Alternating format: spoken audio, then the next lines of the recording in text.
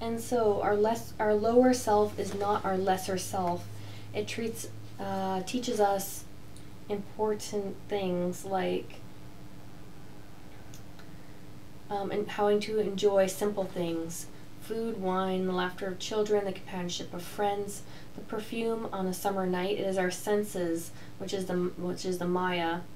The laughter of children, snow on your face in winter, the love of your pets, casual affection of your fellow workers, the love between you and a partner in which desire rises into the growing demand for the sharing of love between you, the touch of hand on hand, mouth on mouth, the feel of a loved one's body against yours, and the moment of union, the pleasure that goes on and then bursts into a flame that carries you both into the realm of the higher self, the realm of spirit. Making love as much as a prayer when you place your hands together in church, that you can praise the Creator by creating love between you and your twin. And in Romeo and Juliet, that is what Juliet spoke of as the holy palmer's kiss when she was dancing hand to hand with Romeo. The higher self agrees, and that such a moment when you recognize the higher self within is when the choir sings not just for the one, but for the all and for you, and when you are closest to God. The higher self watches, waits, and gives help only when asked and needed. It remains untouched by what we do and remains pure and innocent. So on the day we recognize that it is always within us, the melding will bring nothing but pure joy. And so there is a sense of innocence on this path, as the Garden and Eden motif I explained earlier. But the danger is that you can just go around doing anything without much consequence, being innocent.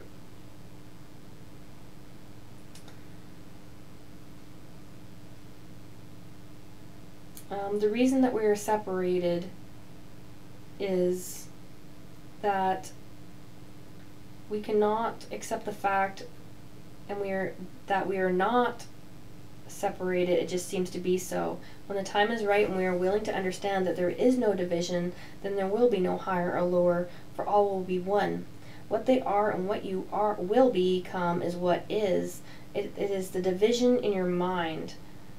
Life is not real. You are one now and always have been. You've decided sometime in your many lives to see yourself as separate, to incarnate, and that was what was brought in the separation of consciousnesses. There's still much more to learn before you can see this, but it will come. Sometimes a whole has to be divided before it can be comprehended in its many parts. A young soul is unable to understand its unity and has seen itself as many. A jigsaw puzzle will not understand what its pattern or picture is until it is put together, and it is the same with you.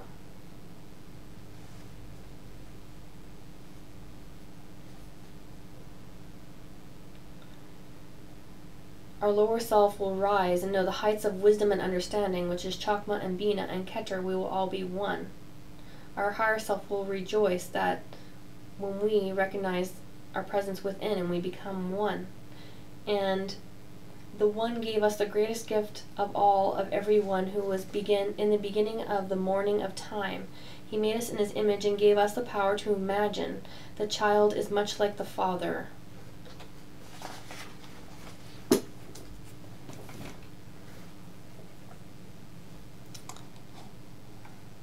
And so going on to more symbolism,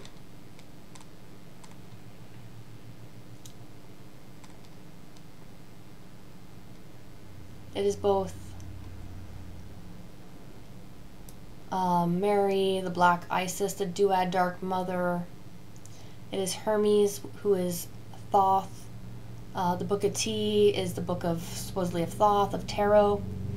Tahuti, his wife Sishat, was a scribe, and he is a recorder of all history and information. And Mercury is also a guide.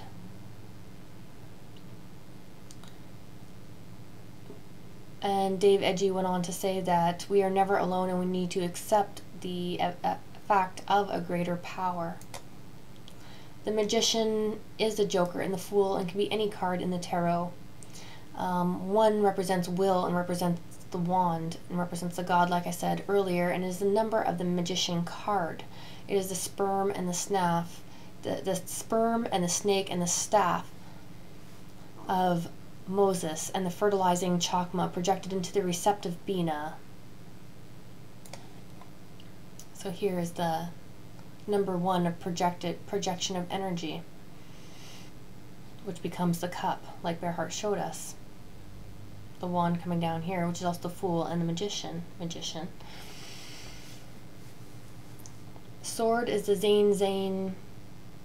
It is the hand, because yod represents the penis and the hand both, and z, a and I doesn't really exist because they didn't have vowels, but it is the y, the yod.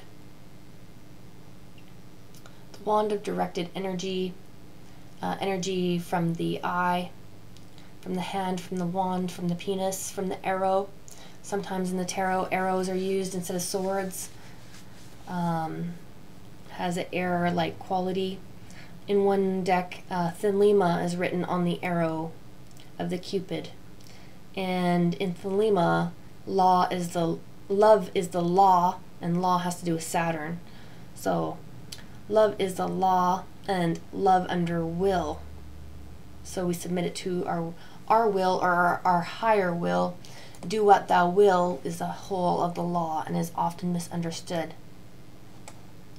So this is where fertility, paganism comes into view, phallic, which is penis worship, and Saturn, one of its symbols is the yoni, or the womb, the vagina, and the Sheila Nagig in Ireland is a woman exposing its genitals, and the hand signal that looks like this looks like a clit and vagina, and can warn off evil vibrations like the evil eye. It is not just the sword, but the axe, and there is sword and axe worship, as the sword in the sheath is the male and the female, as well as axe representing both ovary and the birthing canal of the woman, or arguably the penis, again, in the womb. The caliburn is a queen, or the caliph is another word for the thrones of Saturn and Earth, and Kali, again, I said, was of Saturn, and Caliburn is another name for Arthur's sword. It is not the same thing as the Excalibur, but the sword and the stone can only be taken by the worthy, and the sword had to be given by the lady in the lake, so from water or earth, from the female, the power, the sword has to be given.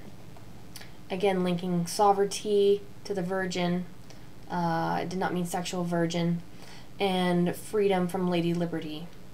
In the Love Tarot, the suit of swords explains how love grants wisdom.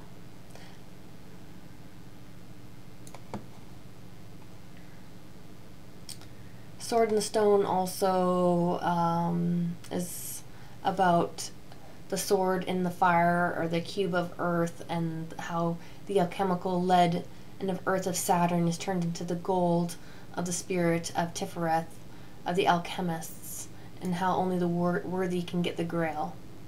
It is the great rite and the symbolism of the sword in the cup, and the spear, or the sword in the stone, and the spear in the cup that I showed you on the one magician.